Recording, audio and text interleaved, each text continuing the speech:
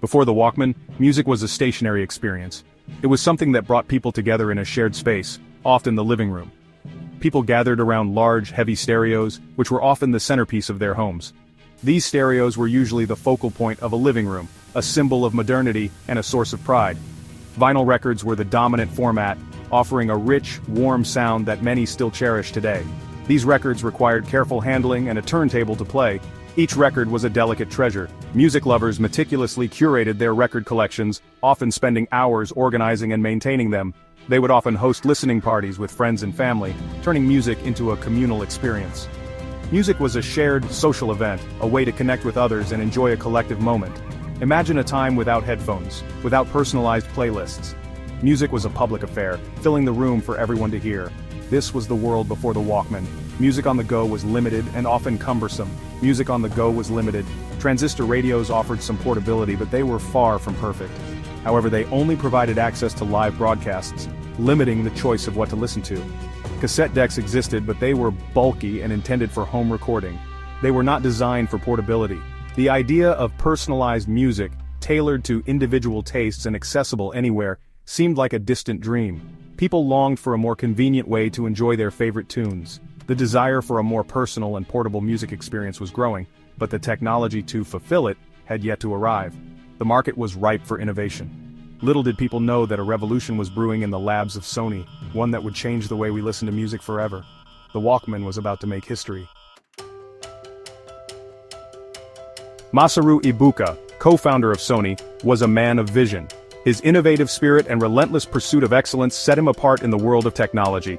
He believed in pushing the boundaries of technology, always striving to create something that had never been seen before. Ibuka was driven by a desire to make electronics smaller, more personal, and more accessible. He envisioned a future where technology was not just a tool, but an integral part of everyday life. He envisioned a world where people could enjoy music anywhere, anytime. This idea was revolutionary at a time when music was largely confined to the home or concert halls. This vision was fueled by a personal experience. Ibuka's love for music was not just a hobby, it was a passion that influenced his professional endeavors. Ibuka was an avid music lover himself. He spent countless hours listening to his favorite operas and symphonies, always seeking the best audio experience. He wanted a way to enjoy his favorite operas during his frequent travels. The idea of carrying his beloved music with him wherever he went became an obsession. The bulky stationary equipment of the time was simply not an option. These devices were too cumbersome and impractical for someone on the move. Ibuka challenged his engineers at Sony to create a portable music player.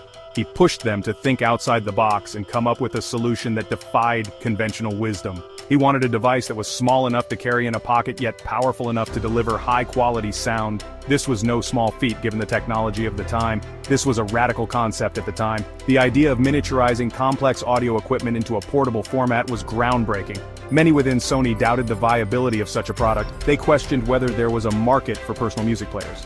Who would need a personal music player when home stereos offered a superior listening experience? The skepticism was widespread. However, Ibuka remained steadfast in his belief. He was convinced that the desire for personal and portable music was a universal human desire. He understood that this innovation could revolutionize the way we experience sound. His determination and vision eventually led to the creation of the iconic Sony Walkman, changing the music industry forever.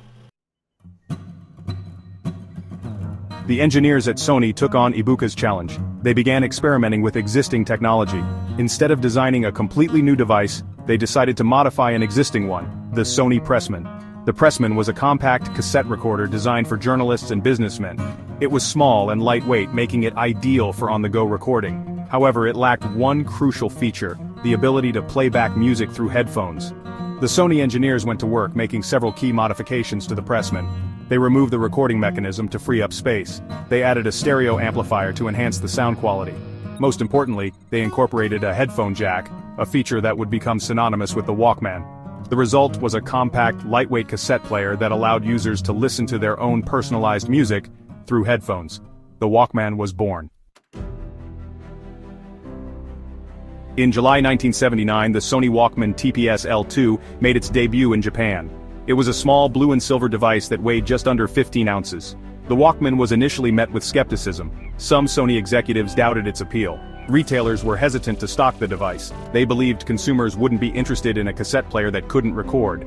The Walkman's initial sales were modest, failing to meet Sony's expectations. Undeterred, Sony launched an aggressive marketing campaign. They targeted young people, emphasizing the Walkman's portability and personal listening experience. Sony hired young people to walk around public spaces, listening to Walkmans and handing out headphones to passers-by. They wanted potential customers to experience the joy of personalized music firsthand. This innovative marketing strategy proved to be a masterstroke. Section 5. Marketing Genius. Making the Walkman synonymous with personal freedom. Sony's marketing campaign cleverly positioned the Walkman as a symbol of freedom and individuality. It represented a break from the shared listening experience of home stereos. For the first time, people could curate their own personal soundtracks and take them anywhere. The Walkman's popularity soared. It became a cultural phenomenon, particularly among young people. Teenagers embraced the Walkman as a way to express their individuality through music. The image of teenagers sporting headphones lost in their own musical worlds became iconic. The Walkman wasn't just a device, it was a statement. It said, "This is my music, my world, my escape." Sony's marketing team had tapped into a powerful desire for personal expression and freedom. They had made the Walkman an indispensable accessory for a generation coming of age in a rapidly changing world. Section 6. Cultural Earthquake. How the Walkman Changed the Way We Listen. The Walkman's impact extended far beyond its status as a personal music player. It fundamentally changed the way we consume music. Listening to music was no longer a passive, stationary activity. It became an immersive, personalized experience that could be enjoyed anywhere, anytime. The Walkman ushered in the era of personal soundtrack. People started creating mixtapes for different moods, activities, and even specific people. The act of making a mixtape became an art form in itself, a way to express emotions and share musical tastes. The Walkman also had a profound impact on the music industry. Cassette sales skyrocketed as people rushed to build their portable music libraries. Record labels recognized the Walkman's influence and began releasing compilation albums specifically designed for portable listening. The Walkman didn't just change how we listen to music, it changed the music itself. Artists began to consider the personal listening experience when composing and recording. Section 7. Cassettes and Headphones, the Rise of Portable Music Accessories. The Walkman's rise to fame went hand in hand with the resurgence of the cassette tape. Previously relegated to home recording, cassettes became the preferred format for portable music. Blank cassette tapes flew off the shelves as people created countless mixtapes. Music stores expanded their cassette sections to accommodate the growing demand. The cassette industry experienced a golden age, thanks in no small part to the Walkman. Headphones, once a niche accessory, became ubiquitous. The Walkman's reliance on headphones for private listening propelled them into the mainstream. Headphone technology improved rapidly, driven by the demand for better sound quality and increased comfort. What was once a functional accessory became a fashion statement. People sported different headphones to match their style and musical preferences. The Walkman had not only changed the way we listen to music, it had created entire industries around it. Section 8. Walkman and Fitness, the soundtrack to an active lifestyle. The Walkman revolutionized the way we exercise. Before its arrival, music and physical activity were largely separate pursuits. Joggers and runners had to rely on their own thoughts or the ambient sounds of their surroundings. The Walkman changed all that. For the first time, people could enjoy their favorite music while working out. This transformed the exercise experience, making it more enjoyable and motivating. The Walkman became synonymous with the fitness craze of the 1980s. Aerobics classes incorporated Walkman-friendly sound systems. Joggers with headphones became a common sight in parks and on city streets. The Walkman made exercise more accessible and appealing to a wider audience. It broke down the barriers between music and physical activity, demonstrating the power of music to enhance our lives in countless ways. Section 9.